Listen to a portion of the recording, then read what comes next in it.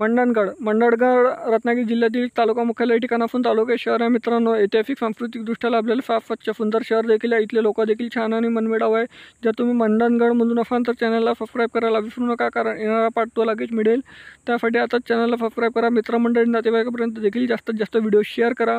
तर मंडणगडमधून तुम्ही कुठून आहे देखील कमेंट सेक्शनमध्ये मला कळवा.